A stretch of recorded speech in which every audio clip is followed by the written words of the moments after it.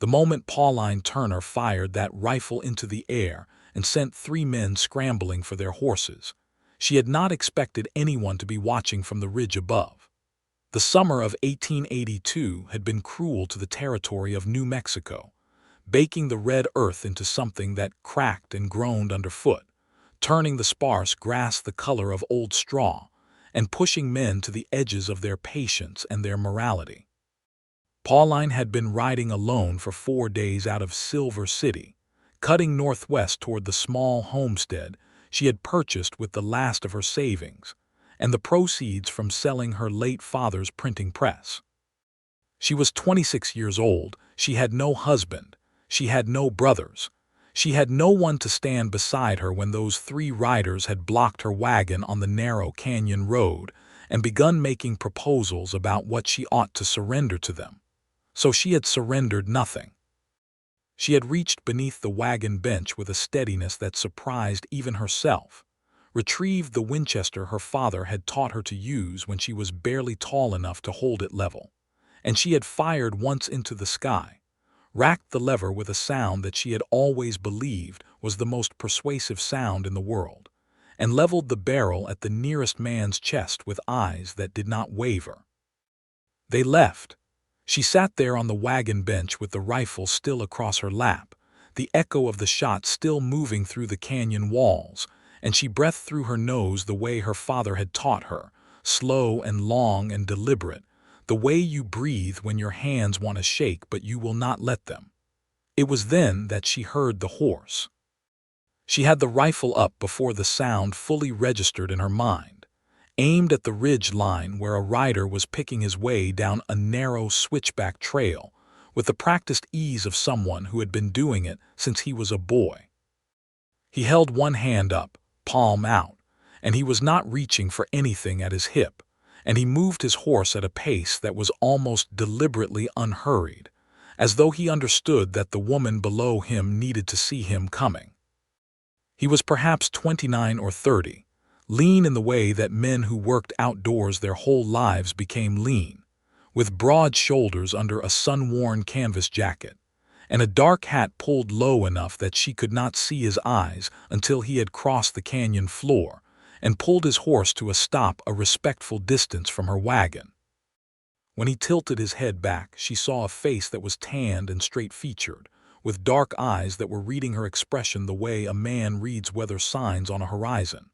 "You can lower that," Pauline said, not about the rifle but about his raised hand, because she had not asked him to raise it, and she did not like the implication that she required that kind of demonstration. "I was going to leave it up a while longer," he said. "That was a fine shot. I figured you might still be deciding." "I decided before you came down that ridge." "I could see that," he said, and there was no flattery in his voice, only a plain statement of fact that she found, against her will, somewhat agreeable. "Those men were watching your wagon from the canyon rim for about 20 minutes before they came down. I was tracking a steer that got loose from my herd 2 miles east of here, and I saw them set up. I was riding to come around on your other side when you handled it yourself." Pauline kept the rifle in her lap, not aimed but not put away either. "Is that so?" "It is so. I did not need to be rescued," she said. He considered this with an expression that did not argue, did not agree, and did not do anything as foolish as smile. He looked at her directly, and she had the distinct and unusual experience of feeling looked at by someone who was actually seeing her, not the fact of her being a woman alone, not the rifle, not the wagon, not the situation, but her. "I was not rescuing you," he said. "I was going to ask your name." The canyon sat quiet around them. A hawk turned high and slow above the rim. Pauline Turner studied the man on the horse in front of her and found, to her considerable annoyance, that she had not yet thought of a reply that satisfied her. "Pauline Turner," she finally said. He reached up and touched the brim of his hat. "Arthur Whittaker. I run cattle about 2 miles east and north of here, and if you are heading up toward the Junction Road, I would be grateful for the company as far as the fork, because that steer is not going to find himself." It was such a reasonable and thoroughly undramatic thing to say that Pauline almost laughed. She did not laugh because she did not know him yet, but she felt the impulse and was surprised by it. "I am heading northwest," she said, "toward the Creston Flat. I bought a piece of land out there." Something shifted in his expression, not alarm exactly, but attention. "The old Mercer place. I do not know whose it was before. I bought the deed from a land office in Silver City." Arthur Whitaker was quiet for a moment in the way men were quiet when they knew something you did not and were working out how much of it to say and when. "That land is good land," he said finally. "Has a creek that runs most of the year, good grass on the north slope." He paused. "The old homestead needs work." "I know that," Pauline said. "I read the assessment." "Did the assessment mention the roof?" "It mentioned the roof needed attention." "It needs more than attention," he said. "It needs replacing." Pauline lifted her chin slightly. "Then I will replace it." He looked at her for another moment, and then he nodded, as though this answer had been acceptable and possibly more than acceptable, and he said, "The Fork Road is about 1.5 miles. If you want, I will ride it with you that far. You said you were looking for a steer. The steer can wait a few minutes. He is probably in the arroyo just past the canyon mouth, and he knows where home is well enough." Pauline Turner considered him one more time. Then she set the Winchester back beneath the bench and picked up her reins. "Ride where I can see you," she said. "Yes, ma'am," Arthur Whitaker said, and pulled his horse around to the left side of the wagon, which was the side she was sitting on, and she noted that he had understood precisely what she meant without requiring clarification. They rode the 1.5 miles to the fork in relative silence, but it was not an uncomfortable silence. It was the kind of silence that exists between two people who are each used to the quiet of wide country and do not feel compelled to fill it with noise. The canyon opened out into a broad, shallow valley, and the road improved slightly, and Pauline could see far ahead the line of the hills she was navigating toward, blue-gray and gentle in the afternoon heat. At the fork, Arthur drew his horse up and pointed northwest. "Stay on that track and do not take the lower cut that branches off in about 3 miles. The lower cut looks like the road, but it dead ends in a dry wash. The main track keeps climbing slightly and then drops down toward the creek. The homestead is about 200 yards from where you first hear the water." Pauline listened carefully, the way she listened to everything, without interrupting and without pretending she already knew things she did not.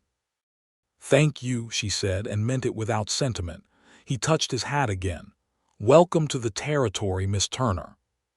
She looked at him one more moment, then clicked to her horse and rolled the wagon up the northwestern fork without looking back, because she was not that kind of woman, and also because she was very deliberate about the impression she left. She heard his horse moving away eastward, toward the arroyo and the wandering steer, and the sound faded quickly in the open air. The Mercer homestead was worse than the assessment had suggested and better than she had feared. The main structure was a solid adobe and timber building with 2 rooms and a covered porch that had partially collapsed on one end. The roof of the larger room was indeed destroyed. 3 of the main beams rotted through, and the rest of the pine planking warped and gapped so that you could see the stars from the floor. The smaller room was sound. The fireplace was intact. The well beside the house worked, and the water that came up was cold and clean and tasted of nothing but stone. Pauline spent her first evening making the smaller room habitable. She swept out the evidence of mice and the drifted dirt and the dead leaves that had blown in over years of disuse, and she laid her bedroll on the plank floor and ate cold beans from a tin, and listened to the creek she could hear faintly through the east wall, threading its way through the cottonwoods, and she felt something she had not felt in a long time. She felt like she was somewhere she was supposed to be. She had grown up in Missouri, the daughter of a printer and a school teacher, educated beyond most women of her time by a father who believed that ignorance was a waste regardless of the sex of the person who suffered it. She had trained as a schoolteacher herself, had taught 2 years in a town near Kansas City, and then her mother had died and her father's health had begun to fail, and she had come back to help him run the press, and then to nurse him through his last year and then to bury him. She was 24 when she buried him. She had looked at the town she had grown up in, at the people who had known her since she was a girl, and who looked at her the way people look at a spinster schoolteacher who has no prospects, and she had made up her mind inside the span of one Sunday afternoon. She sold the press, paid the debts, bought the land deed in New Mexico territory, and left. That had been 2 years ago, and in those 2 years she had taught another year of school in Silver City to save money, carefully accumulated tools and supplies, learned from every experienced homesteader she could find, and listened more than she talked. Now she was here, and the roof needed replacing, and the porch needed shoring up, and the fence lines were broken in a dozen places, and she was going to do every bit of it herself if she had to. She fell asleep to the sound of the creek and the distant call of a coyote on the mesa above, and she slept soundly. The first week was all labor. She worked from first light until the heat of the afternoon drove her inside, then returned to work in the cooler evening hours. She cleared the collapsed porch section, sorted what timber was still good from what had rotted beyond use, inventoried her supplies, and began a careful list of what she needed from town. The nearest town was a place called Culver's Crossing, about 14 miles southeast on a road she had not yet taken, but which another homesteader's wife had described to her in Silver City as manageable in a day. She had been on the property 6 days when she heard hoofbeats on the track and came out of the house with her rifle in a way that was becoming something of a reflex. Arthur Whitaker pulled his horse up at what she was beginning to recognize was his habitual respectful distance and did not appear to take personal offense at the rifle, which she appreciated. He had a second horse on a lead, a sturdy gray pack horse loaded with 2 long timbers. "I found your steer as it happens," he said by way of greeting. Pauline looked at the timbers. "Where did those come from?" "My lumber yard. I had these milled last fall intending to extend my barn and then did not extend my barn. They are the right dimensions for roof beams if the spans match up." He paused. "I was not sure if they would match up, so I brought them to look." Pauline was quiet for a moment, examining the timber from where she stood. They were good pine, straight-grained and well-seasoned. She was aware of the texture of this situation, that a woman alone on a homestead ought perhaps to feel grateful and ought to express it in a way that left her feeling beholden, and she had a structural resistance to feeling beholden to people she did not know. But she was also a practical woman, and those timbers were exactly what she needed, and she had been looking at the ruined roof for 6 days wondering how to solve it. "What would you want for them?" she said. He looked at her as if she had asked him what he wanted for the air. "Nothing. I told you I was not using them." "Everything has a value," Pauline said. "I prefer to settle accounts clearly." Arthur Whitaker sat his horse and regarded her with those dark eyes that were becoming familiar to her already, the ones that read rather than reacted. "Then when you have the place running," he said, "I take my dinner at sundown, and a plate cooked by someone who is not me would be something I would appreciate." It was such a sensible offer that she accepted it because it was the kind of exchange that maintained dignity on both sides.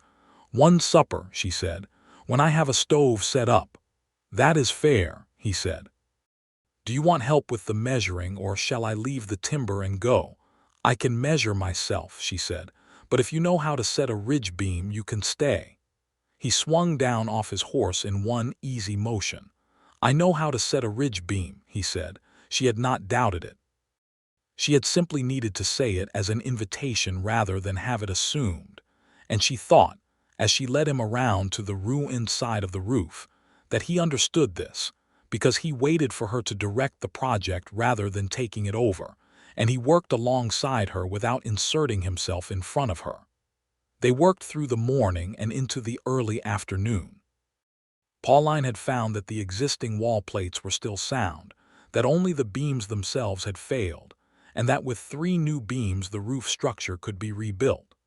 Arthur Whitaker was skilled with timber and did not talk while he was working except to communicate necessary things, which was a quality she found deeply restful. He was careful, he was precise, and when she made a decision about spacing, he did not second-guess it. By the time the heat became serious, they had the 3 new beams set and pegged, and the structure above the main room was sound again. For the first time in however many years, the house had sat empty. Pauline brought water from the well, and they sat on the sound end of the porch in the thin shade and drank, and this was the first time they were simply in the presence of each other without either a threat or a task to organize around. "How long have you been out here?" she asked. 7 years, he said. "I came out from Tennessee when I was 22, worked a cattle drive from Texas up to Colorado, and then came back and bought land." "Do you run the cattle operation yourself?" "I have 2 men who work for me. Hector Reyes, who has been with me 5 years, and a young man named Charlie Foss who came on last spring." He turned his hat in his hands. "It is enough for what I run. About 300 head. "That is a real operation," Pauline said, with the respect of someone who had studied what it took to build something out of nothing in a difficult country. "It is getting there," he said, without pride or false modesty. "What are you planning on this land?" "Kitchen garden first, then chickens, then I want to try a small dairy herd, 2 or 3 cows to start. I am going to apply for the school teacher position in Culver's Crossing." He looked at her. "They have a school teacher." "They have a school teacher who is planning to marry a man in Tucson and move there in the fall. I wrote to the school board in April." "You did your homework," he said.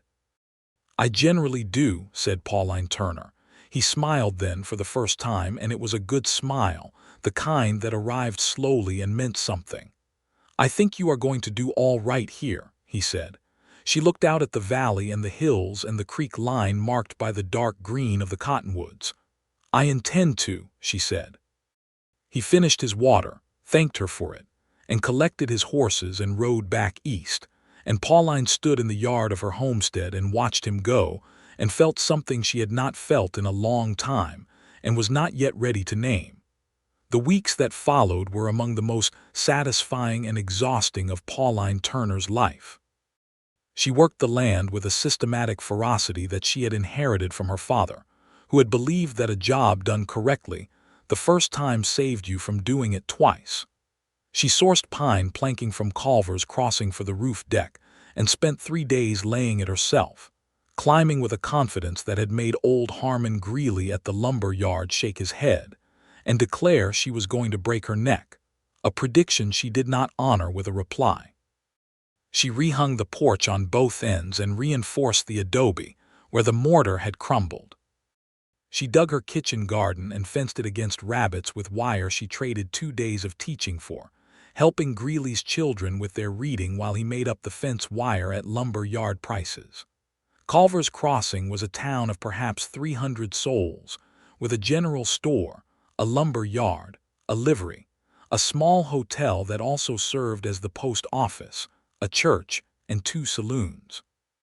It had the particular social geometry of small western towns in that period, where everyone knew everyone's business, and the appearance of a single woman buying land and establishing a homestead alone was the subject of sufficient curiosity that people found ways to be near the general store when she came in for supplies, not maliciously, but with the particular appetite of people who live in places where new stories are rare.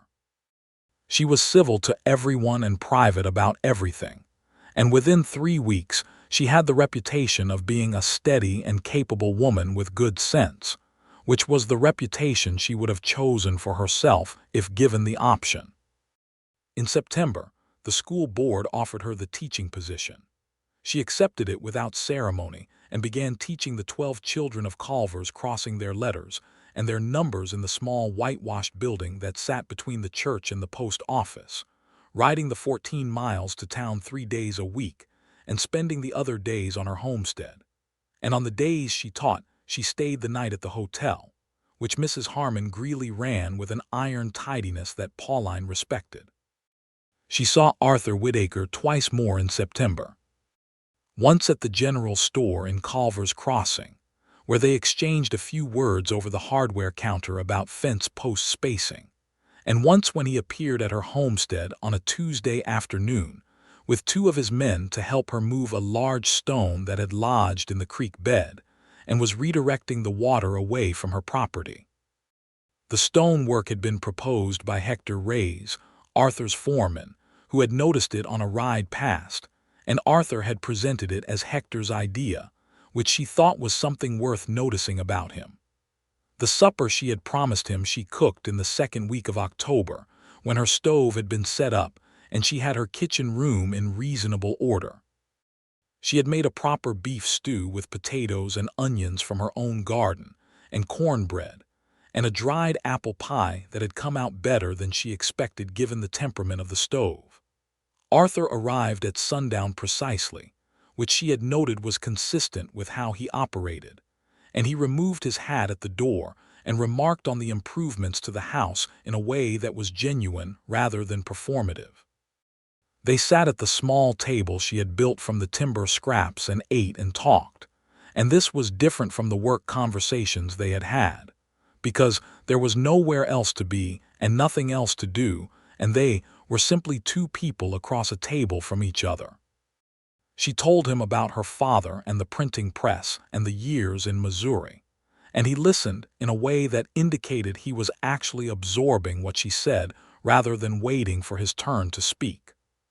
He told her about Tennessee, about his family's tobacco farm and the older brother who had inherited it, and the feeling he had always had of needing to see what was west of everything he knew, and how that feeling had not left him until he had ridden a cattle drive through country so large it made him feel like a detail in a painting rather than the subject of it, and how that had been exactly what he had needed.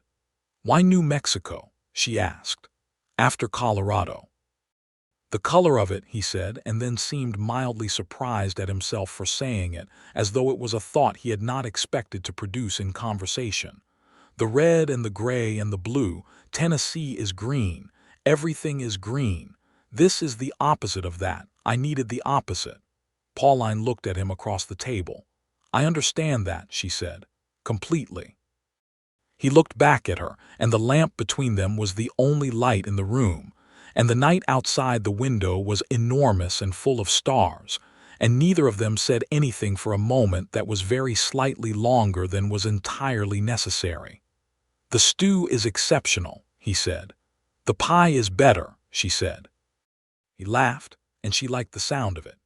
He stayed until 9 o'clock, which was appropriate for a first supper among people who were navigating something careful, and he rode home in the dark, because he knew the country well enough not to need the light, and Pauline washed the dishes by lamplight and found herself thinking that she had spent a thoroughly enjoyable evening.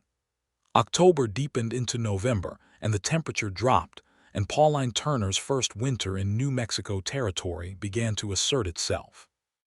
The first snow came in the middle of the month, light and dry and vanishing by noon, but it was a reminder of what was coming, and she spent the second half of November preparing with the focus of someone who had read everything available about surviving a desert winter, and had also spoken at length with every experienced person she could find. Arthur Whitaker came by twice in November, not with projects or offers of help, but simply riding past and stopping to say hello, which was how people in that country acknowledged that they were neighbors and that being a neighbor meant something. The second time, in the last week of the month, there was a raw wind out of the north, and she invited him in for coffee, and they sat by the fire and talked for 2 hours, and this time the conversation moved more easily than it had at supper, the way conversations do when two people have had a few of them and understand each other's rhythms. She told him about an article she had been reading in a teacher's journal about new approaches to arithmetic instruction, and he was genuinely interested, which surprised her slightly, and they talked about education and the particular challenge of teaching children who were absent half the year for farm work, which was the central problem of rural schools in that era, and one she was working actively to solve by adjusting the curriculum to allow flexible pacing. He told her about a dispute over water rights that was developing between him and a rancher named Follett who had land to the south, about the way the Rio Paloma, the small river that fed the regional creek system, was being diverted upstream by Follett's new dam, and about the legal complexity of water law in the territory, which was significant because water was everything in that country. "Have you contacted the land office?" she asked. "I have." They sent a letter. Has Follett responded? Follett responded by extending the dam. Pauline was quiet for a moment, thinking, is there a newspaper in Silver City that covers territorial disputes? He looked at her. There is. My father was a printer, she said. I know something about how attention works. A water rights dispute that affects multiple homesteaders and ranchers is exactly the kind of story that a territorial newspaper publishes. And once it is published, it tends to acquire weight that letters to land offices do not. Arthur Whitaker sat with this for a moment, then said, You would not consider writing it. I would consider it, she said, if I spoke to everyone affected and had the facts right. He looked at her with an expression that contained something she had not seen in it before, a kind of warm assessment that was different from the practical reading of situations he usually applied to everything. You are an unusual woman, Pauline Turner, he said. She did not blush. She had largely stopped blushing at things by the time she was 22, but she felt something warm and slightly inconvenient move through her chest, and she said crisply, I am simply a competent one. He smiled. It was becoming a smile she looked for when she saw him, the slow one that started in his eyes before it reached his mouth. Those are not mutually exclusive, he said. She wrote the article. She spent 3 weeks gathering the facts, speaking to the other ranchers and homesteaders affected by Follett's Dam, documenting the water flow reduction with careful measurements. She took herself over 4 mornings at the creek. And then she wrote 600 clear and precise words and sent them to the Silver City Enterprise. The paper printed them in January, and the resulting attention from the Territorial Land Commission produced a hearing that was scheduled for February, and the hearing produced a ruling that required Follett to modify the dam to restore minimum water flow to all downstream users.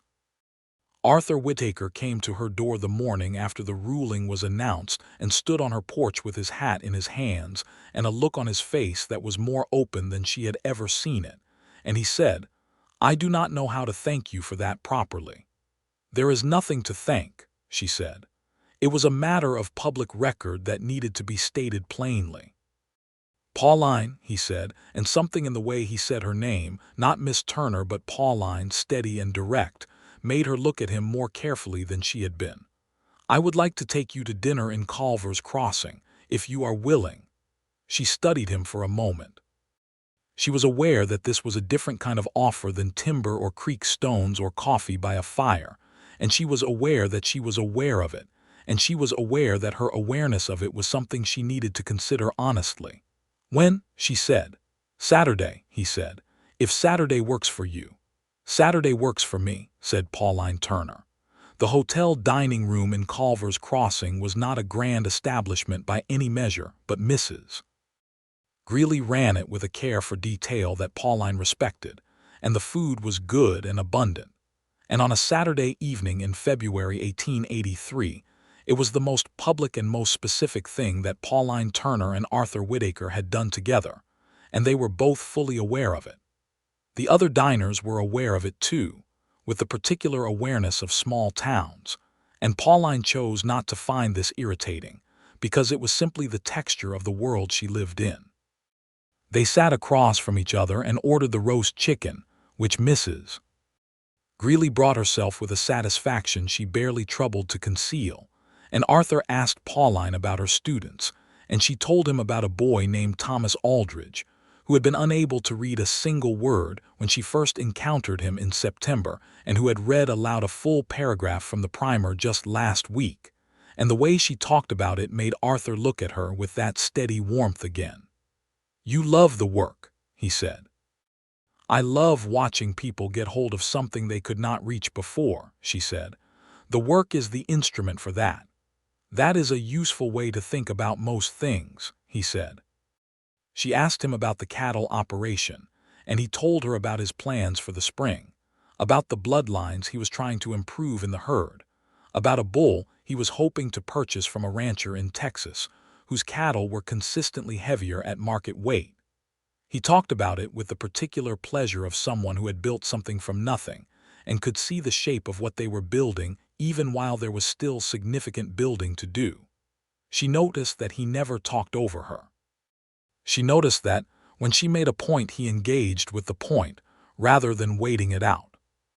She noticed that he refilled her water glass before his own without appearing to notice he was doing it, the way people do things they have always done from instinct rather than intention. She noticed that she was noticing all of this.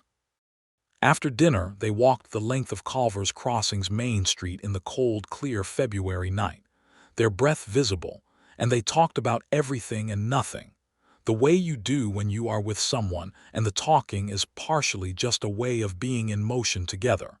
And at the end of the main street they turned and walked back, and he said, "I would like to do this again." "So would I," Pauline said, and the simplicity of saying it surprised her, because she had not rehearsed it and it had arrived fully formed and true without any of the qualifications she usually applied to admissions of preference.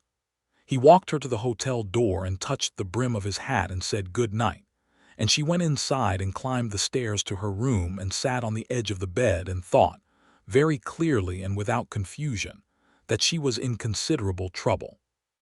Spring came to the Creston flat like a slow exhalation, the grass coming back on the north slope first as she had been told it would, the creek running full and musical with the snowmelt from the higher country. Pauline planted her second kitchen garden with lessons from the first one factored in, doubled the size of her onion bed, and added a row of the drought-resistant squash that old Mrs. Ruiz at the edge of Culver's Crossing had pressed seeds of upon her, saying, "These will not fail you, they do not know how." Her dairy cow, a placid red and white creature she had purchased in March from a farm south of town, produced milk in quantities that permitted butter and a soft cheese, and she established a small trade with Mrs. Greeley at the hotel, trading dairy products for a reduced rate on her overnight stays during the school week. She was building something, piece by piece, and it was holding. Arthur came by on Sundays when the weather permitted, which in spring meant most Sundays. Their arrangement had developed with the organic logic of two people who are equally practical and equally unwilling to say something before they know they mean it. He would arrive in the late morning, and they would work on whatever needed doing on her property, because he was constitutionally unable to sit idle when there was visible work to be done, and she was unable to pretend she did not need an extra pair of hands when she clearly did. They had repaired the fence line on the west side of her property together over 3 Sundays in April, working in a companionable rhythm that she had never found with anyone else, the kind of rhythm that does not require coordination, because the two people involved simply naturally make the same decisions at the same moments. They had dinner in Culver's Crossing twice more in April and once in May, and on the May evening they sat on the bench outside the hotel after dinner, because the air was warm and fragrant with something blooming on the hills above town, and they talked until the stars were fully established overhead. And at some point in this process, Arthur had turned toward her on the bench, and she had become aware that the distance between them was less than it had been, and that neither of them had done anything so obvious as to deliberately reduce it, and yet here it was, reduced. "Pauline," he said. "Yes," she said. "I am going to say something that I have been working up to saying for some time, and I would appreciate it if you would let me get through it before you respond, because I have a tendency to trail off when I get interrupted and I might not find my way back." She looked at him. There was something exposed in his face that she had not seen before, something that had gotten past the practical, steady surface he usually presented, and she felt the exposure of it in herself like a mirror. "All right," she said. "I have been alone out here for 7 years," he said. "I do not say that to ask for sympathy, because I chose it and I built something with it, and I do not regret the years. But I know the difference between being contented with a thing and being settled into it because you have stopped imagining it otherwise. I had settled." He stopped and looked at his hands for a moment. "And then I came down a canyon road and a woman with a Winchester told me she did not need to be rescued, and I told her I was not rescuing her. I was asking her name, and that was entirely true, and what was also true was that her name changed everything." He looked up at her. "I am in love with you, Pauline. I have been for months. I wanted you to know it plainly." The night was very large and very quiet around them. The stars above the New Mexico territory were extraordinary in their abundance, the way they were in places where there were few lamps to compete with them. And Pauline Turner looked at Arthur Whitaker and felt something open in her chest, like a window that had been painted shut for a long time and had finally been persuaded to yield. She had loved one man before, briefly and badly, in her early teaching years, a man who had wanted her to be smaller than she was, who had found her education irritating and her opinions inconvenient, and who had made her feel that she had to choose between who she was and being loved. She had chosen who she was, and it had cost her something, and she had quietly decided in the aftermath of that choice that love was perhaps not designed for women like her. She had been wrong. She had simply been waiting to meet the right man. "I am in love with you too," she said. "I have been trying to decide how to manage it responsibly." He looked at her. "Managing it responsibly. I am a cautious person," she said. "I had reasons to be cautious. Do you still need to be cautious?" He asked, and the question was gentle, not demanding, leaving the answer entirely to her. She looked at his face, at the steadiness in it and the warmth in it and the way it was looking at her without any condition she could find. "Less than I did," she said. "Considerably less." He reached out and took her hand where it rested on the bench between them, and the feeling of it was so right that it was almost painful, the way very true things sometimes are. He did not rush anything after that. He held her hand in the warm May night, and they sat looking at the stars, and it was the most peaceful Pauline Turner had felt in memory. He asked her to marry him on a Sunday morning in late June, in the yard of her homestead, with the creek audible, and the north slope grass moving in a light wind, and her dairy cow watching them, with an expression of complete indifference from across the fence. She had been carrying a bucket of well water to the garden, and he had been repairing the gate post that had been threatening to fail for 2 weeks, and he straightened up from the post and said her name, and she looked at him, and something in his face told her before he said a word, and she set down the bucket because she was practical about things like not dropping them. "I would like you to marry me," he said. "I know you built this place to be your own. I know that matters to you, and it should matter to you, and it will not stop mattering to you when you answer this. Whatever you say, you are who you are, and that does not change. But I want to build something with you. Here, or some arrangement of here and there, whatever makes sense for both of us. I want to be in the same life as you, Pauline." She looked at him for a long, quiet moment. She thought about the woman she had been 2 years ago, standing in a Missouri street deciding to go west, and about the woman she had been 8 months ago on a canyon road with a Winchester, and about who she was now, standing in her own yard with creek water in her ears and a garden behind her that she had grown out of her own knowledge and her own labor. And she thought about whether what he was offering was something she could hold and still be herself. She thought about every Sunday morning and every dinner conversation, and the way he had never once made her feel that she was too much or not enough, the way he had carried timber and fixed fence posts and filled her water glass and listened to her talk about arithmetic instruction with the same quality of genuine attention, and she thought about the feeling of his hand on hers in May under the stars. "Yes," she said, "I want to marry you." He covered the distance between them in 2 steps and took both her hands and looked at her with something in his eyes that was very close to wonder, and she thought, looking back at him, that she felt the same thing. He kissed her, there in the yard with the creek running and the cow watching, a kiss that was warm and deliberate and entirely serious, and when it ended she pressed her forehead against his collarbone for one moment and then straightened and said, "The gate post still needs fixing." He laughed the full laugh she had learned to love and said, "Yes, it does," and picked up his tools. They married in September 1883 in the church at Culver's Crossing, on a Saturday so clear that the sky was an impossible saturated blue above the red hills. Mrs. Greeley wept happily, and several of Pauline's students made her a slightly crooked wreath of dried wildflowers that she wore over her hat and had no intention of removing. Hector Reyes, Arthur's foreman, stood with Arthur, and a woman named Clara Aldridge, Thomas's mother, who had become something close to a friend to Pauline over the year of teaching, stood with Pauline. The Reverend was a small, quiet man named Cobb who performed the ceremony with a gravity that was appropriate and a personal warmth that was evident when he smiled at them at the end, and said he expected they would manage well.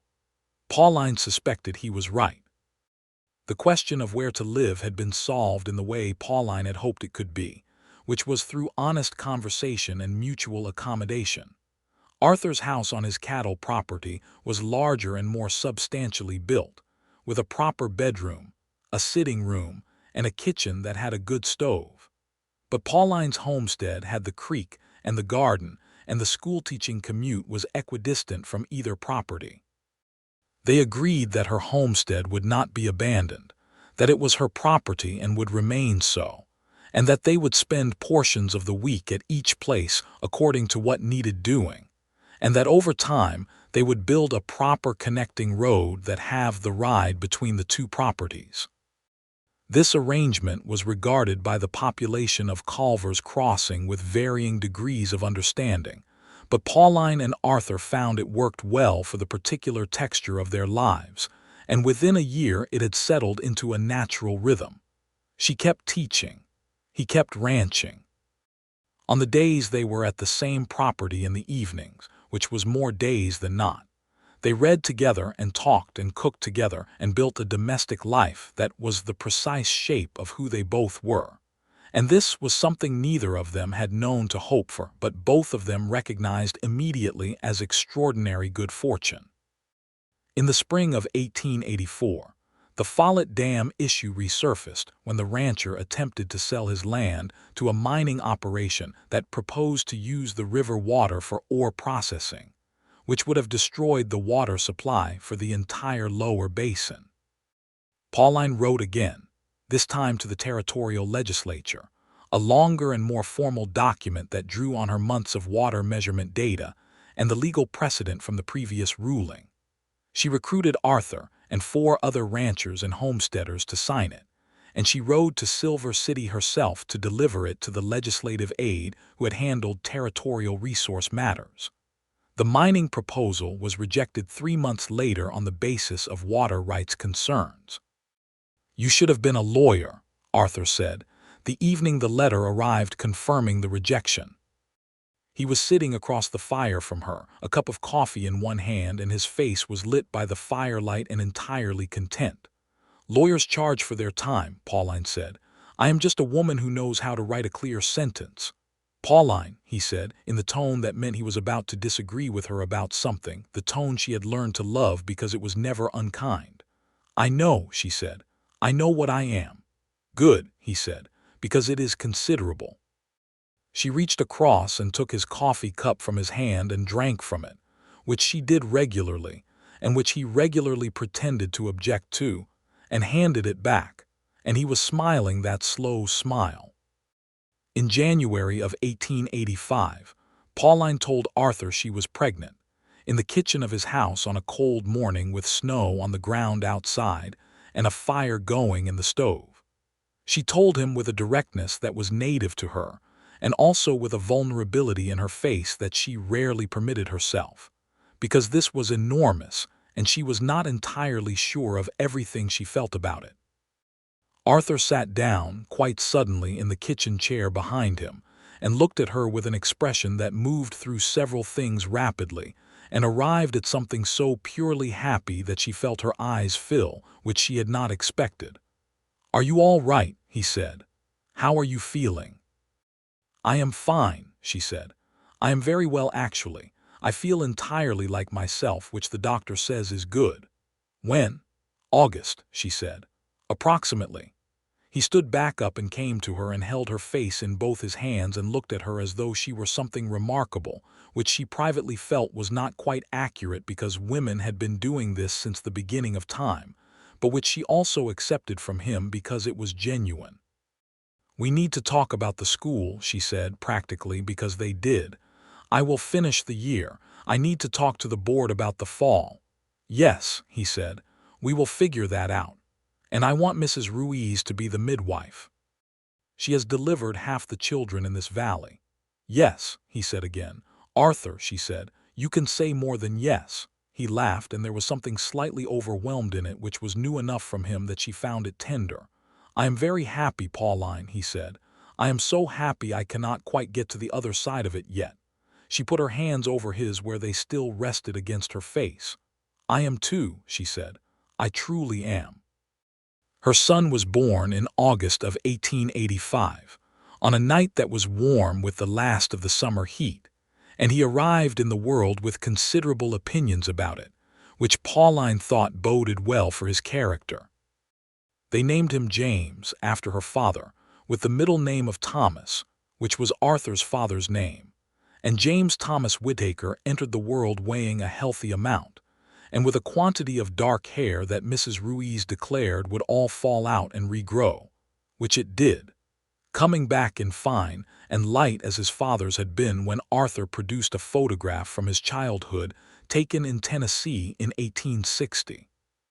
The school board, after some negotiation of which Pauline bore the weight with patience and persistence, agreed that she could return to teaching the following year with a modified schedule that gave her Fridays at home.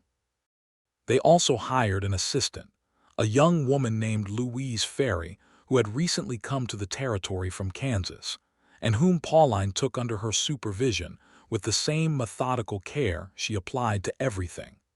Arthur was a father in the way Pauline had suspected he would be, which was with the same steady attention he brought to everything that mattered to him.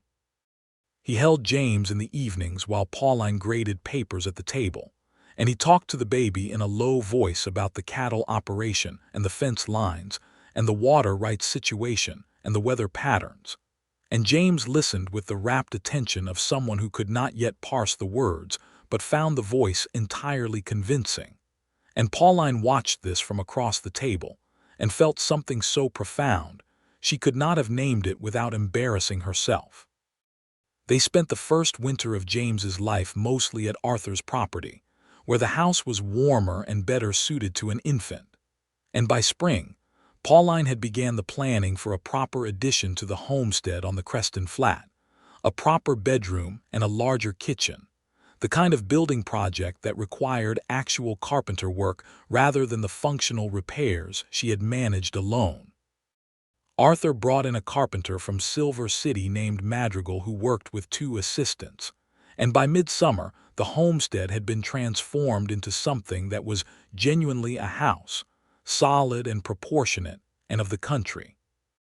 They celebrated the completion of it with a dinner for Hector Reyes and his wife Mariana, and Clara Aldridge and her husband, and Mrs. Greeley, who declared it a fine house and examined every joint in the new addition with the eye of someone who had strong opinions about construction.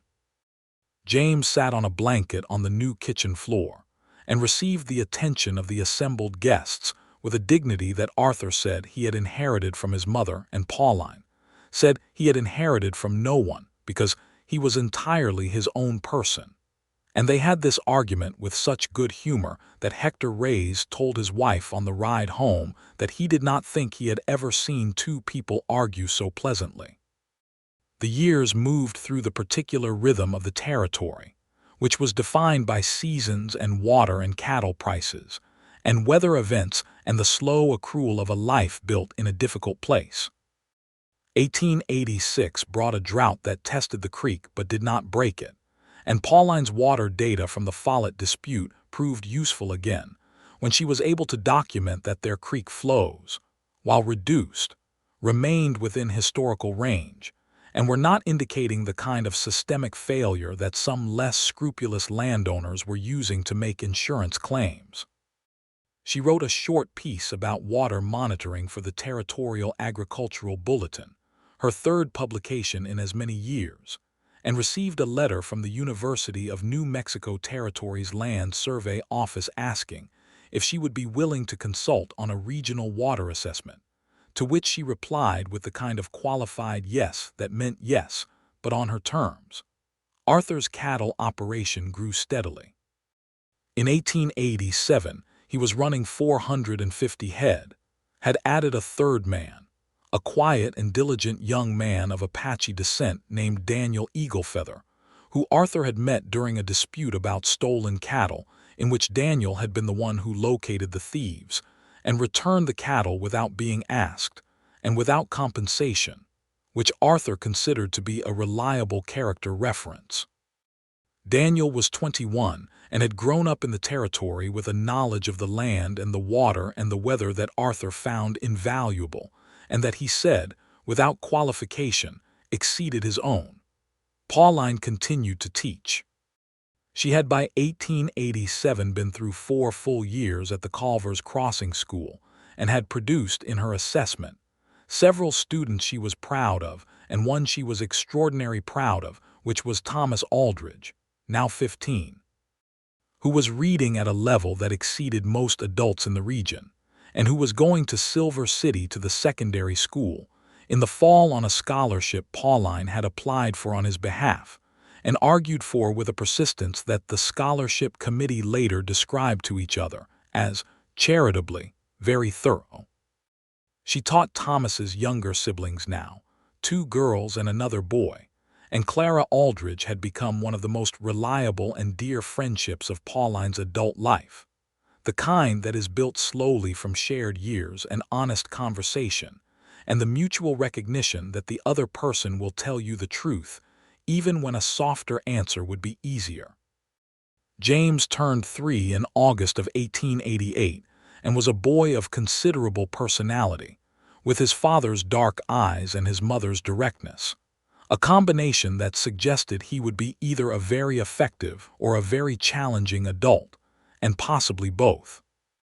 He had Arthur's steadiness in his body, the way he moved through the world without collision, and Pauline's habit of watching things carefully before engaging with them, and from both parents he had received a thoroughgoing curiosity about how things worked. He wanted to know why the creek ran faster after rain. He wanted to know how the cattle knew where the water was. He wanted to know what the words in Pauline's books meant before he could read them, demanding that she read aloud from whatever she was holding until she pointed to each word as she spoke it. And then he memorized the page and brought her the book the next day and pointed to words and asked their names. And by the time he was 4, he was reading simple sentences, and by the time he was 5, he was reading independently. "He is going to be insufferable," Arthur said fondly, watching James work through a page of a nature almanac that he had found on the shelf and selected for reasons of his own. "He is going to be remarkable," Pauline said. "Those are not mutually exclusive," said Arthur, and used her own words back at her with the smile she loved, and she threw a dishcloth at him across the kitchen. In the spring of 1889, Pauline told Arthur she was pregnant again, this time with a composure that was different from the first time, calmer and more certain, the way you approach something you have done before and trust. Their daughter was born in November of 1889, a cold month, and she was dark-haired like Arthur and had Pauline's gray eyes, which on her face were startling and beautiful, and they named her Frances Ruth. Frances for a woman Pauline had admired deeply who had been a pioneering female journalist in the East. And Ruth because Arthur's mother had been Ruth, and he had not offered this information until the naming conversation, and Pauline had felt how much it meant to him, and said immediately that Frances Ruth was exactly right.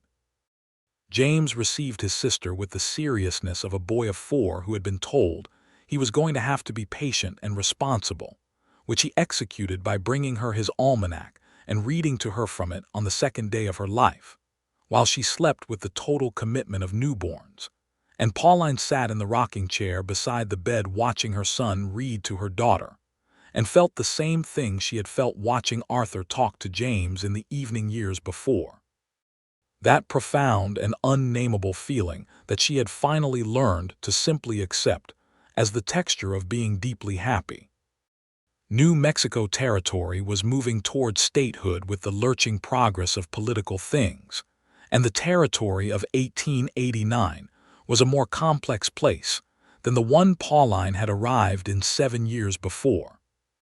The railroad lines had reached deeper into the territory, bringing more settlers and also bringing the particular disruptions that came with settlement.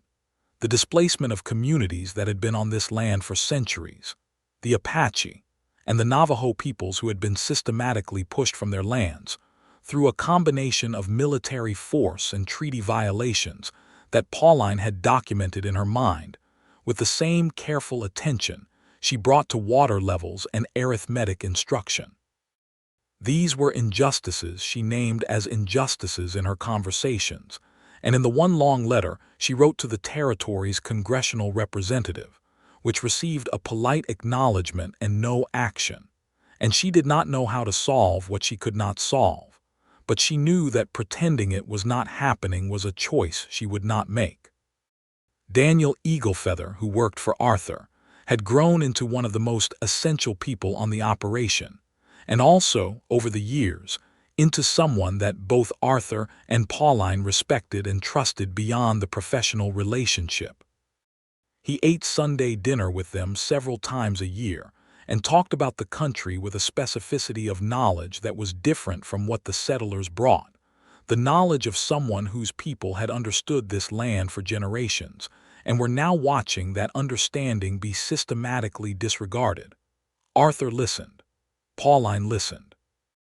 They could not give him back what had been taken, and they did not pretend otherwise, but they paid him fairly and treated him as the expert he was, and defended him without hesitation on the 2 occasions that other ranchers in the valley attempted to shortchange or disrespect him, which Arthur handled on both occasions with a quiet directness that made the other ranchers decide not to try a third time. By the early 1890s, the homestead on the Creston Flat had become something Pauline could not have entirely pictured when she first walked through the ruined smaller room in 1882, though the bones of what she had imagined were there. The house was solid and full of 10 years of living, books on every shelf and dried herbs hanging from the kitchen ceiling, and a kitchen garden that had expanded 3 times.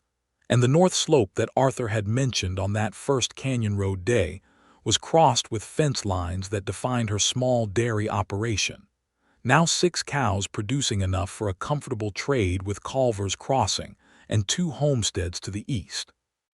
She had stopped teaching the school in 1891, when Louise Ferry was fully capable of managing it, and when Pauline's own work had grown to occupy more of her time than teaching could comfortably coexist with. She had become, over the decade, the person people in the region came to when they needed something written or something argued or something documented, for the water board and the school board, and twice for disputes that had gone to a territorial judge, and in which her written testimony had been cited in the decision. She had published 11 articles in various territorial and western regional publications, and was known, in the modest way that knowledge travels in those territories, as someone whose writing could be relied upon.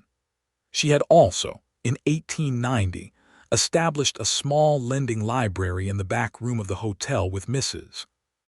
Greeley's enthusiastic cooperation, 30 books to begin with and growing to 68 by 1893, the books donated from her own collection and from Arthur's, and from a solicitation letter she wrote to 2 publishers in the East that had resulted in the donation of 22 volumes, and a note from an editor who said he wished there were more people doing what she was doing. She kept the note in her desk and did not tell anyone about it for a year, and then she told Arthur and he said, "You should have framed it," and she said, "I am not sentimental," and he said, "You have James's first drawing of a horse framed above the fireplace," and she said, "That is different," and he said very gently, "How?" and she had no answer that was not also an admission, so she laughed instead. James was 8 in 1893 and had become the kind of child who asked questions that required genuine thought to answer, not because he was difficult, but because he was genuinely interested in the answers. He rode with Arthur on Saturdays and helped with the cattle work with a seriousness that Hector Reyes said was unusual for his age. And he read with Pauline in the evenings and had opinions about what he read that were sometimes startling. Frances, at 3, was in the stage of being entirely herself at maximum volume, which was a stage that both her parents navigated with the particular humor of people who recognize themselves in their child's behavior. On the evening of their 10th anniversary, in September of 1893, Arthur took Pauline up to the ridge above the homestead, the same general direction from which he had come down that canyon road a decade before, and they sat on the rocks in the last light of the day and looked west over the Creston Flat and the creek line, and the hills going blue in the distance. James was with Hector's family for the night, an arrangement made by everyone without Pauline being told until that morning, which she had pretended to find presumptuous while being entirely moved by it. 10 years, Arthur said. 10 years, she agreed. The valley below them was everything she had come here to build, the house and the garden and the fences and the creek, and also everything she had not known she was building, which was a life full of a particular quality of love that she had not known was available to someone like her. "What do you want next?" He asked, not because the previous 10 years had been insufficient, but because he knew her well enough to know that she always had a next, that she was constituted for forward motion, and that this was one of the things he loved about her. She thought about it seriously, the way she thought about everything. "I want to write a longer piece," she said, "not an article. A proper account of the water rights history of this territory and the homesteading period and the injustices to the peoples who were here before us. Something that takes a year to write and is worth that year." He looked at her. "A book." "A book," she said, "perhaps." "You should write it," he said without hesitation. "I would read every page." "You would read it looking for errors and tell me about all of them," she said. "Yes," he said, "which makes me the ideal first reader." She leaned against his shoulder, which she did when she was feeling something she did not need to speak, and he put his arm around her in the way that meant he was feeling the same thing, and they watched the last of the sun go behind the western hills and the first stars come on in the enormous sky above them. She had come to this territory alone, and she had built something here that was entirely her own, and she had found, without looking for it, a man who had not wanted to rescue her from anything but had only, truly, wanted to know her name. And knowing her name, he had wanted to know everything that came with it, every practical and demanding and opinionated and capable and tender thing, and she had given all of it to him without having to reduce it first. This was the thing she had not known to hope for. This was the thing she had. The book took 18 months to write, not 1 year, which was something she reported to Arthur without apology as it became clear that the scope required more than she had estimated. He refilled the lamp oil for her on the evenings. She worked late and brought her coffee that she drank cold, because she forgot to drink it warm, and brought her that coffee back warm on a second pass and then left her alone, which was the correct protocol and which he had worked out without being told. She finished the manuscript in the fall of 1895 and sent it east to 3 publishers. The second one, a small house in Philadelphia that specialized in Western historical accounts, replied within 2 months with a letter expressing serious interest and a list of editorial questions that Pauline answered in a 16-page response.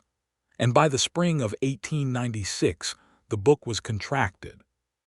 It was published in the fall of 1896 under the full title she had chosen, which was a plain and accurate description of what the book contained. The publisher sent her 12 copies and a modest payment, and a letter saying the reviews from the territorial papers had been positive and that they expected to go to a second printing. She put 1 copy in the library, gave 2 to Clara Aldridge and Mrs. Greeley, gave 1 to Daniel Eaglefeather with a chapter marked where she had written about the Apache land situation in terms she hoped were honest, gave 1 to Thomas Aldridge, who was by then 24 and working as a newspaper reporter in Santa Fe, which was the career she had imagined for him when he was 8 years old and could not read a word. She kept the rest on the shelf in the sitting room, and Arthur took one of them and read it over 4 evenings. And on the 4th evening, when he finished it, he set it on his knee and sat for a long time looking at the fire with an expression she could not read from across the room, and she said, "Say what you are thinking." He looked at her. "I am thinking about how remarkable it is," he said. "Not just the writing, although the writing is excellent. I am thinking about the fact that you saw all of this and kept seeing it while also building a garden and teaching school and raising our children and doing 100 other things, and that you wrote it all down so it would not be lost." Pauline looked at her book on his knee, at the plain cover and her name beneath the title. "Some of it will still be lost," she said. "I could not get to everything." "No," he said, "but you got to more than anyone else did, and you did not make it smaller than it was to make it comfortable." She accepted this. She was learning, slowly and imperfectly but genuinely, to receive things that were given to her without immediately attempting to redirect them. "Was there anything you would have changed?" she asked, because she trusted his reading and she wanted to know. "The 3rd chapter goes long in the middle," he said. "You could tighten the section about the 1874 survey." She had thought so too and had not cut it because she had loved the material. "Anything else?" "No," he said. "The rest of it is exactly right." She picked up her own book from the shelf and sat in the chair across from him and opened it, reading it the way you read something you have not touched since it left you, with the slight strangeness of encountering your own thoughts in a form that has become fixed. The fire burned. Arthur read something else. The house was quiet around them, with the particular quiet of a house where children have gone to sleep and the adults are left in the peace of their own company. James was 11, working through Latin grammar books he had requested from the lending library that Pauline had sourced from a Silver City bookseller, full of intentions about attending the university in Albuquerque when it was old enough and stable enough, which might be some years. Francis was 7, writing better than most adults in the valley, and with opinions about everything that reminded Arthur of her mother at a frequency he found highly entertaining and mentioned at intervals that Pauline found precisely calibrated to be as provoking as possible. They were themselves, their children. They were new people, not reproductions, and Pauline thought that this was perhaps the most honest measure of whether you had done the thing right. Not whether your children resembled you, but whether they had become themselves with enough room and enough love to do it properly. In the spring of 1897, Hector Reyes told Arthur he intended to buy a small piece of land of his own and try cattle of his own, which had been his ambition for years, and which Arthur had known was coming, and had been quietly setting aside money against since 1892 as a contribution toward it. He gave Hector the money without fanfare, as a gift without condition, and Hector received it with the dignity of a man who had earned it, and who understood that it was given in the spirit in which it was intended. Mariana Reyes came to the house and embraced Pauline, and the two women stood in the kitchen and talked about the future in the practical and affectionate way of women who have been in each other's lives long enough to know each other's character thoroughly. Daniel Eaglefeather took on the foreman position that Hector left, with a pay rate that reflected it, and brought in a cousin named Mateo to fill the hand position, and the operation continued forward with the ordinary continuity of things that are well built. The summer of 1897 was a good summer, temperate and sufficiently watered, the creek running full through August, which was unusual and which Pauline documented in her continuing water records because she believed in the value of long data and had been keeping the records for 15 years.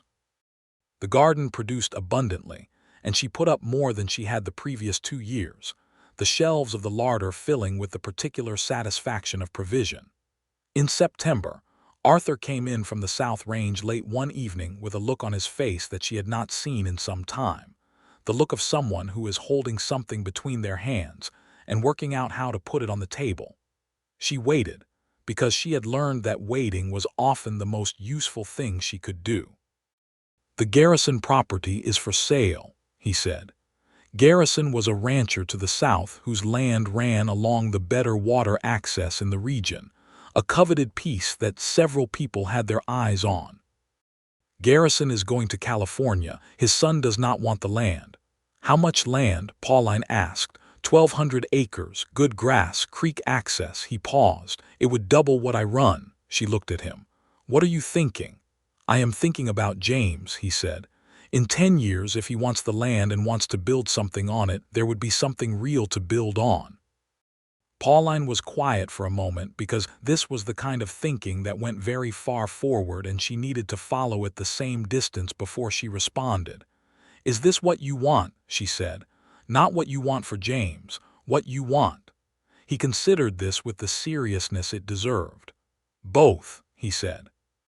I want both. Then make the offer, she said. He looked at her. The financing, Arthur, she said. Between us we have the land office deed on the Creston property and the book money and the spring cattle sales. Make the offer and we will work out the financing together. He was quiet for a moment and then he said, I married a remarkable woman. You married a practical one, she said. Which is better?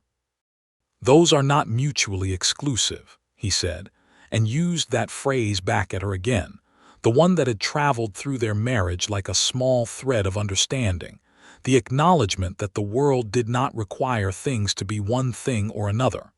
He made the offer. After 2 weeks of negotiation that Pauline assisted by drafting the correspondence, the Garrison land was purchased. And in the spring of 1898, Arthur's cattle operation expanded across the new acreage with the careful, methodical planning that characterized everything he did. James, 13 now, rode the new land with his father on a Saturday in April and came home with the look in his eyes that Pauline recognized, the look of someone who has seen something large enough to fill the future with meaning. Dad says when I am ready there is land for me, James said that evening, matter-of-factly, with the precision of someone who has not decided yet but is aware that the option exists. There is land, Pauline said, and there is university and there is the whole world outside this valley and none of those cancel any of the others. James looked at her with his father's eyes in her own face. What did you choose? He said. She thought about it. I chose this, she said, but I chose it after I had seen enough to know what choosing meant. So see enough first. He nodded with the gravity of a 13-year-old absorbing something that will settle into meaning over the next decade. All right, he said. She smoothed his hair, which he barely tolerated at his age. Go help your father with the horses.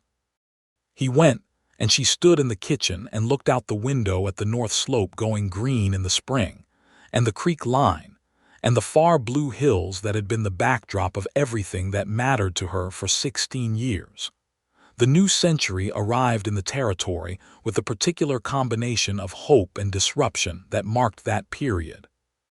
New Mexico was moving with greater seriousness toward statehood, which would come in 1912, and the changes that came with the approach of statehood were visible in the expansion of towns and the improvements to roads and the arrival of greater numbers of people seeking land and opportunity.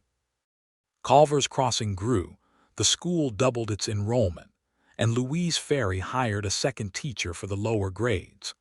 Pauline wrote 3 more pieces for regional publications in 1900 and 1901, and began a second book in 1902, this one about the homesteading experience from the perspective of the women who had built and sustained the small agricultural properties that formed the backbone of the territory's food supply.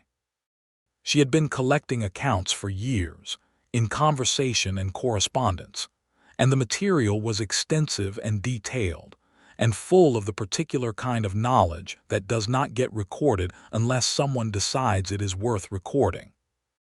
Arthur turned 48 in 1901, fit and still lean with the outdoor life, gray coming now at his temples which she told him suited him, and which he dismissed in the way that men dismiss things that they are privately glad to hear.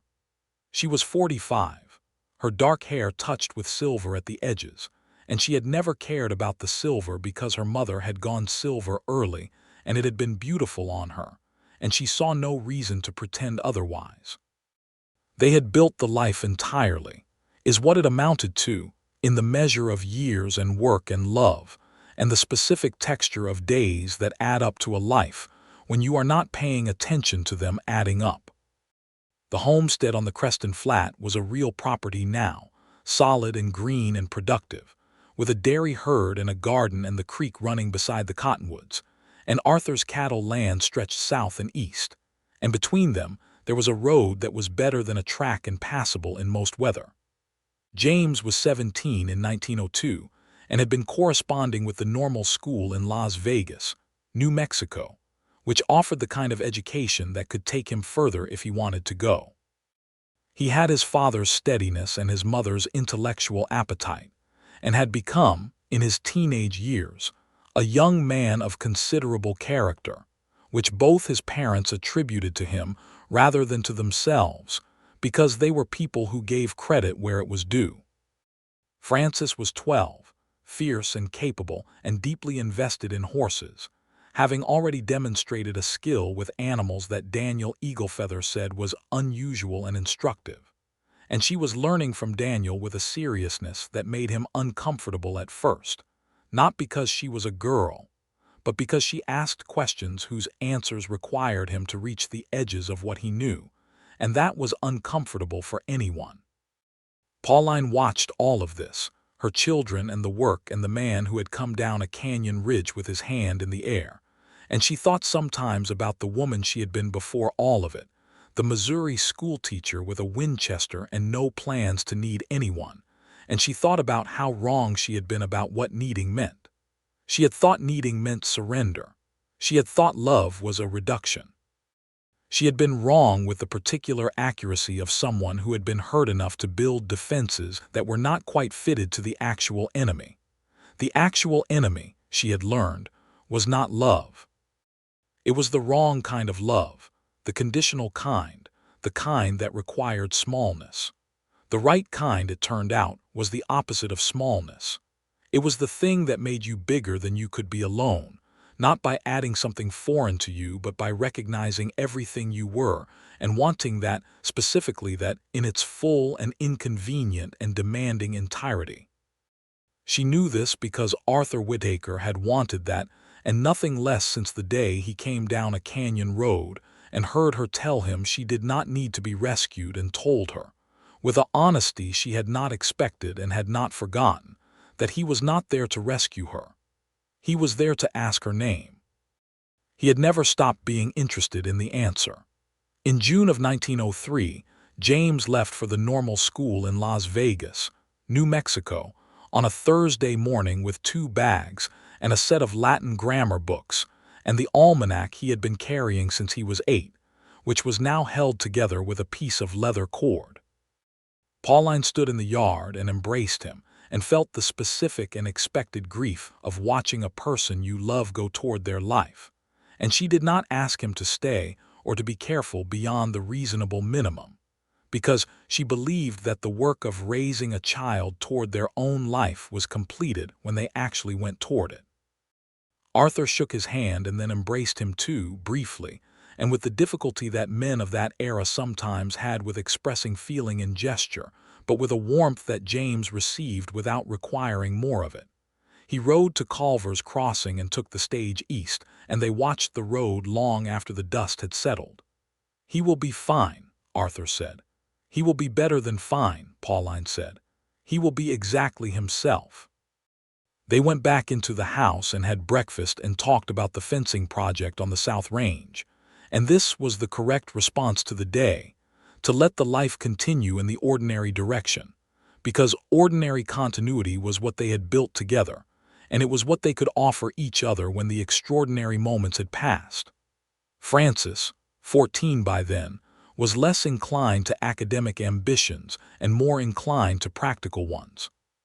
She told her parents that year with characteristic directness that she intended to learn veterinary medicine, which was not a field that admitted women easily or often in 1903, and Pauline recognized in this ambition the same obstinate practicality she had brought to her own aspirations, and said, "Then find out who teaches it, and where, and what it requires, and start from there," which was the answer she would have wanted when she was 14.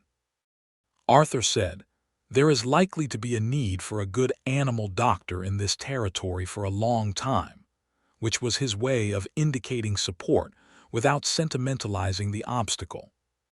Frances investigated, with the thoroughness she had from both parents, and found a path that was narrow but existent, involving a school in Denver that had recently admitted its first female student in the veterinary program, and she began the work of preparing herself for it with the focused intention of someone who knows what they want and has enough example in their own house to believe it is achievable.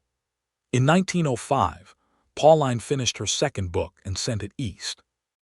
It was accepted by a different publisher, a larger one, which surprised her slightly and pleased her without disrupting her equanimity.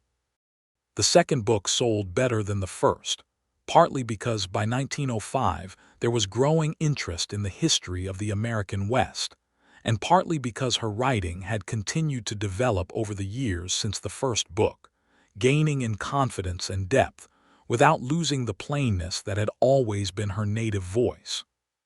She received letters from readers, which she answered when the letter deserved an answer, and she received a letter from the normal school in Las Vegas that James had attended, asking if she would consider giving a lecture to students on the history of water rights in the territory, which was the subject she knew with the most precision.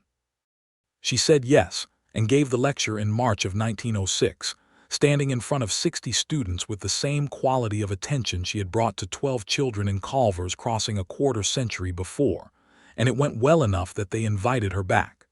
She told Arthur about the lecture at supper the evening she returned, and he listened with his coffee cup in his hand and the fire going behind him, and at the end he said, "Tell me the good parts." She told him the good parts. The student who had argued a contrary position, competently enough that she had had to engage the argument seriously. The young woman in the back who had asked a question about the practical difficulties of enforcing water rights in remote areas that showed she had thought past the obvious surface of the issue. The professor who had met her afterward and said her work had influenced his own research. Arthur set down his coffee cup and looked at her with the same look he had been giving her for 23 years, the steady, warm look that had never once suggested she was anything other than exactly what she was and exactly what he had wanted. "Are you happy?" he said. She considered the question with the seriousness it deserved and with the self-knowledge of a woman who had been paying honest attention to her own interior for long enough to answer it accurately. "Yes," she said, "I genuinely am." "Good," he said. "So am I." They sat in the quiet of the evening in the house they had filled with 20 years of living, and outside the window the valley held the last of the spring light, the creek threading through the cottonwoods, the north slope deep green, the far hills going blue. The same view. The same country. The absolute and complete rightness of being in the place you chose, with the person you chose, having made of both choices something that held. James came home the following Christmas with a degree and the beginnings of a plan for returning to the territory to teach. And Frances came home from Denver the summer after with a certificate and sunburned hands, and the particular confidence of someone who has done a hard thing successfully. And for 1 week that August the house on the Creston Flat held all 4 of them, and Hector Reyes's family came for Sunday dinner, and Daniel Eaglefeather came. And Clara Aldridge came with her husband and her youngest child, and Mrs. Greeley came from Culver's Crossing and sat in the best chair on the porch and announced that she had always known this would all come to something fine. "You are very wise, Mrs. Greeley," Pauline said. "I am very old," Mrs. Greeley said. "It amounts to the same thing eventually." Pauline laughed, and Arthur laughed beside her, and the yard was full of people she loved, and the creek ran, and it was summer, and the sky above the Creston Flat was the exact impossible blue that had been above her every year of her New Mexico life. James announced at that supper that he had been offered a teaching position at the new secondary school in Culver's Crossing, which had grown enough by 1907 to require one, and that he intended to take it. He was 22 years old and steady and serious, and full of the particular energy of someone who knows their direction. He was going to come home, which was not the same as not having left, because leaving had made him someone who chose to come back rather than someone who had never gone, and that was a different and better thing. Frances announced that she was going to open a practice in the region, beginning with the cattle operations and the horses and the working animals of the valley, which had been managed with reasonable care, but never with systematic veterinary attention, and that she had already spoken to Arthur about using the smaller of the outbuildings on the cattle property as a treatment space. Arthur confirmed this with a nod that indicated he had been waiting for her to say it out loud. Pauline looked around the table at the people who were her life, at her son who had her husband's eyes and her own directness, at her daughter who was afraid of nothing and had been taught to be afraid of nothing, at the man across the table who had asked her name on a canyon road in 1882 and had never stopped being glad he had. She had built this. She had built all of it, piece by piece, from nothing but the deed to a piece of broken land and the certainty that she was capable of making something of it. And she had been right, and she had also been surprised, because the something she had made was larger than she had imagined, larger and warmer and more populated with love, and more inhabited by meaning than any blueprint she could have drawn at 26. After the dishes were done and the guests had gone and James and Frances had gone up to their rooms, Pauline and Arthur sat on the porch in the warm August evening, the way they had been sitting on various porches since the early years of their marriage, with the night enormous around them and the stars beginning to come on in the vast dark sky. "What are you thinking?" he asked. She thought about it. She thought about a woman on a canyon road with a Winchester, and a man coming down a ridge with his hand up, and the question that had changed everything by being the simplest possible question. "I am thinking," she said, "about what you said to me the first day." He was quiet for a moment, and she knew he knew what she meant because they had talked about it before over the years, that first conversation, but not often, not so often that it had lost its weight. "What about it?" he said. "I think about those men on the road sometimes," she said, "and about how if you had come down that ridge 5 minutes earlier, before I handled it, the whole interaction would have been different. You would have been the one with the gun and I would have been the one being helped, and it would have set a different tone for everything. But I did not come 5 minutes earlier," he said. "No," she said, "you came after. I saw what you did," he said, "and then I came down." "Why," she said, "you could have kept riding east for your steer." He was quiet for a moment with the question, though she suspected he had answered it to himself many times before. "Because I wanted to know who you were," he said. That was the whole of it. I had just watched a woman handle 3 armed men by herself, and I wanted to know who she was. Pauline Turner, who had been Pauline Whitaker for 20 years and who contained both names within herself without conflict, sat beside the man who had asked her name on a canyon road in the summer of 1882 and felt the full weight of 25 years of being known, of being chosen not despite who she was but because of it, and she put her hand over his where it rested on the arm of the porch chair and said, "Well, now you know." He turned his hand and held hers. "I do," he said. "Every part of it." The stars were abundant and close in the way they were in that country, in places where the dark was real dark, and the sky had room to show what it contained. The creek ran in the darkness below the cottonwoods. The valley held its breath in the August heat, and the hills were black shapes against a sky that was everything.